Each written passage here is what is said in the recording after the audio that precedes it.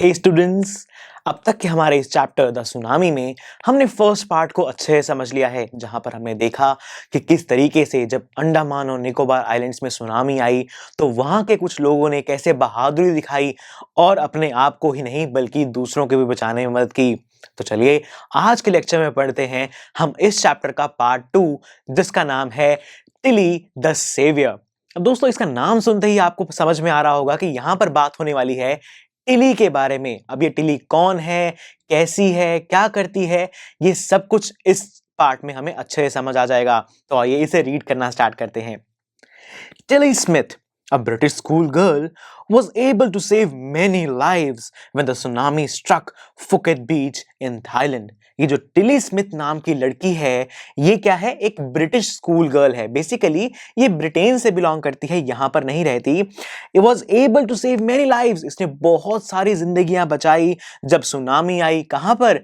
Thailand के Phuket बीच पर। तो फुकेट बीच पर जब ये सुनामी ने स्ट्रक किया, वहां पर जब हाहाकार मचा, सब लोग इधर उधर केओस में इधर उधर भाग रहे थे, तब टिली ने किस तरीके से बहुत सारी जिंदगियां बचाई, हमें यहां देखने को मिलेगा।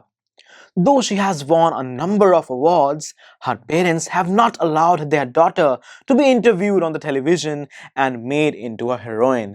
यानी कि अभी तक भले ही जो टिली है उसने अपनी बहादुरी के लिए बहुत सारे अवार्ड्स जीते, लेकिन उसके पेरेंट्स ने कभी भी उसे टीवी पर जाने नहीं दिया, उसका इंटरव्यू नहीं होने दिया।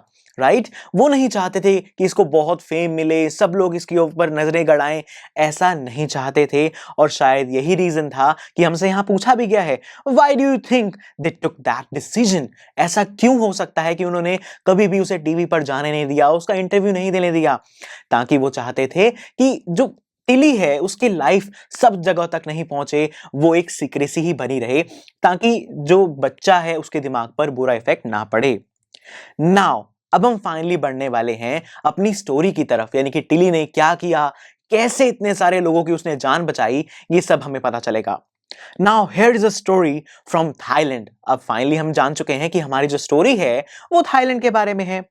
The Smith family from southeast England were celebrating Christmas at a beach resort in southern Thailand. तो यहाँ पर ये जो हमारी स्मिथ फैमिली है, टिली स्मिथ की फैमिली है, ये साउथ ईस्ट इंग्लैंड से आई है, जो कि क्रिसमस मना रही थी थाईलैंड में, उसके एक बीच रिजॉर्ट में। बेसिकली रिजॉर्ट एक होटल की तरह होता है, जहां पर काफी सारी सुविधाएं हमें मिलती हैं, काफी सारी फैसिलिटीज मिलती हैं। ठीक है। Tilly Smith was a 10-year-old school girl. कौन है टिली स्मिथ? एक 10 साल की स्कूल जाने वाली बच्ची है। यही है इसके बारे में सबसे सरप्राइजिंग बात। शुरू से हम पढ़ते आ रहे हैं, अभी तक हमने जितना भी पढ़ा इस पार्ट के अंदर, देखा कि टिली ने बहुत सारे लोगों की जान बचाई, तो हमारे दिमाग में एक इमेज जरूर बन रही होगी कि टिली जरूर एक अडल्ट रही होगी। लेकिन देखिए टिली के बारे में क्या पता चला। Tilly Smith was a 10-year-old school girl, सिर्फ 10 साल की स्कूल जाने वाली बच्ची। Her sister was 7 years old, और जो उसकी सिस्टर है वो 7 years की है। Their parents were Penny and Colin Smith, और उनके पेरेंट्स का नाम बताया गया है पेनी और कॉलिन स्मिथ। तो यहां पर बेसिकली हमें पता चला कि जो पेनी स्मिथ है उसकी फैमिली यहां थाईलैंड से बिलोंग नहीं करती, वो यहां पर क्रिसमस सेलिब्रेट करने आए थे। वो जो टिली है वो सिर्फ 10 साल की एक स्कूल जाने वाली बच्ची है, जिसकी एक छोटी बहन है जो कि 7 साल की है, और हमें उनके पेरेंट्स के नाम से बताए गए हैं कि मॉम का नाम है पेनी और फादर का नाम है कॉलिन स्मिथ। राइट? आगे बढ़ते हैं। It was 26 December 2004. Deadly tsunami waves were already on their way. तो यहां पर क्या हुआ? 26 दिसंबर, जो 2004 का दिसंबर था, वहां पर ऑलरेडी सुनामी की वेव्स आने ही वाली थी। They had been triggered by a massive earthquake off northern Sumatra earlier that morning. यहाँ पर क्या कहा गया है कि जो earthquake आया है, ये जो सुनामी आने वाली थी, ये एक बहुत ही बड़े मैसिव का मतलब होता है बहुत बड़ा सा एक earthquake आया जमीन के नीचे। कहाँ पर आया था? नॉर्दर्न सुमात्रा में। वहां पर एक बहुत बड़ा earthquake आया, जिसकी वजह से ये सुनामी ट्रिगर हुई का मतलब शुरुआत हो गई। जैसे कि हम जानते हैं ना कि गन से अगर मुझे एक गोली दबानी है, एक गोली चलानी है, बुलेट चलानी है, तो मुझे उसका ट्रिगर दबाना पड़ता है। उस ट्रिगर को ट्रिगर क्यों कहा जाता है? क्योंकि ट्रिगर करने की वजह से ही वो गोली चलती है। बिल्कुल वैसे ही इस अर्थक्वेक आने की वजह से ही ये सुनामी यहां पर आई है। The water was swelling and kept coming in. Penney Smith remembered, Penney Smith को याद है अभी भी कि पानी बढ़ता ही जा रहा था, बढ़ता ही जा रहा था। स्वेलिंग का मतलब फूल नहीं रहा, मतलब कि बढ़ता ही जा रहा है, आता ही जा रहा है। The beach was getting smaller and smaller. I didn't know what was happening. ये पेनी स्मिथ कह रही है, जो हमारी टिली स्मिथ है उसकी मॉम बता रही हैं। The beach was getting smaller and smaller, क्योंकि जो पानी है वो आगे बढ़ता ही जा रहा था, जिसकी वजह से बीच छोटा होता हुआ दिखाई दे रहा था और उसे समझ नहीं आया क्या हो रहा है। उसे बहुत कंफ्यूजन हो गई कि इतना सारा पानी एकदम से आगे क्यों आता जा रहा है। But Tilly Smith sensed that something was wrong. लेकिन टिली स्मिथ को समझ में आया कि यहां पर कुछ तो गड़बड़ है, कुछ गलत हो रहा है। Her mind kept going back to a geography lesson she had taken in England just 2 weeks before she flew to Thailand with her family.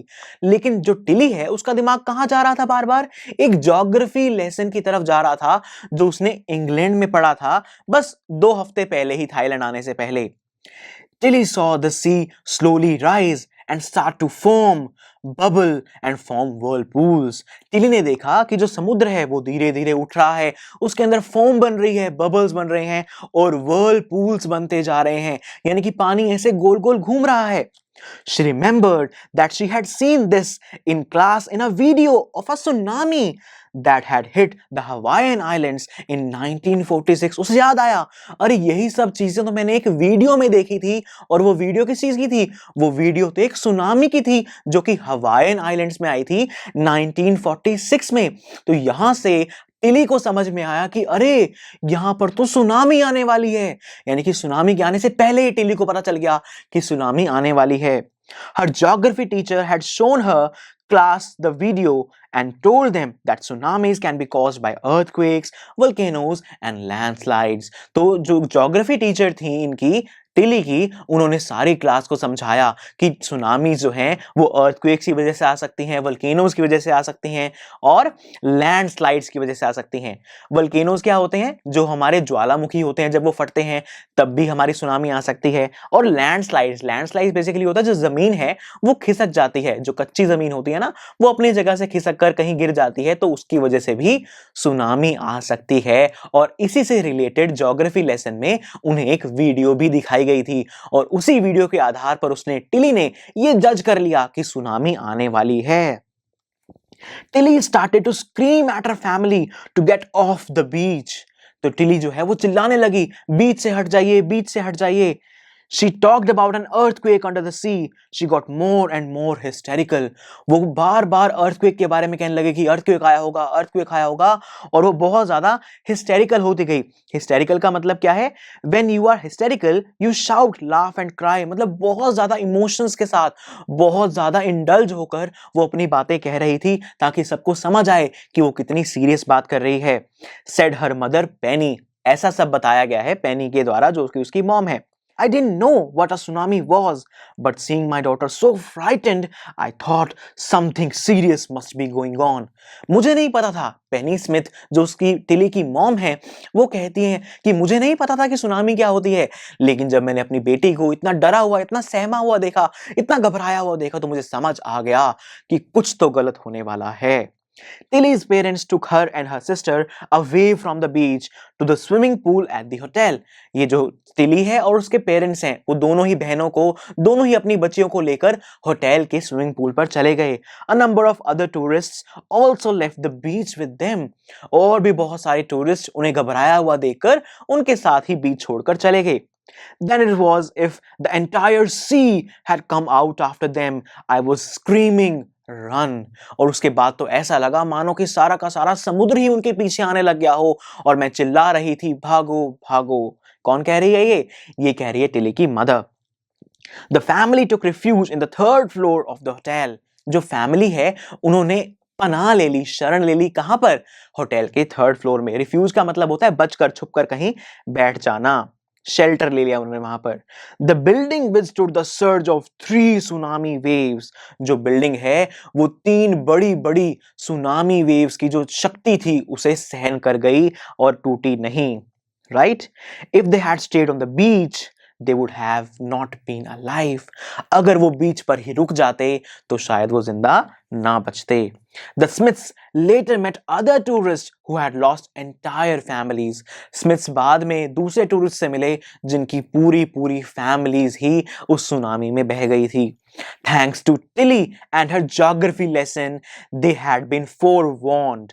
हमें शुक्रिया अदा इन्होंने किया टिली का और उसके ज्योग्राफी लेसन का, जिन्होंने उन्हें पहले से ही वार्निंग दे दी, फोरवॉर्न कर दिया, पहले से ही वार्निंग दे दी कि कुछ गलत होने वाला है, सुनामी आने वाली है. Tilly went back to her school in England and told her classmates her terrifying tale. और टिली फिर जब बाद में वापस इंग्लैंड पहुंची तो उसने अपनी डरावनी भयानक टेरिफाइंग कहानी, टेल मतलब कहानी, ये जो कहानी यहाँ जो घटना घटी थी ये सारी घटना उसने अपने फ्रेंड्स को बताई. स्टूडेंट्स, ये था हमारा सेकंड पार्ट जिसमें हमारा मेन कैरेक्टर था टिली और उसका सूझबूझ और उसने जो ध्यान से समझा था अपने ज्योग्राफी लेसन को, जहां पर जिसकी वजह से उसने इतने सारे लोगों की, अपनी ही फैमिली की नहीं बल्कि ना जाने कितने ही लोगों की जानें बचाई. इसमें हमें पता चला कि बहुत सी ऐसी चीजें जिंदगी में होती हैं जो हो सकता है कि हमें यूजलेस सी लगे. कि ज्योग्राफी लेसन चल रहा था क्लास में, राइट, सोच सकते हैं हम कि कोई बात नहीं, क्या करना है, एक नॉर्मल वीडियो ही तो दिखा रहा है हमारा टीचर, क्या करना है इस वीडियो को देख के. लेकिन जरा सोचिए, उस एक वीडियो की वजह से टिली की पूरी फैमिली और ना जाने कितने ही टूरिस्ट की जो जान है वो बच गई.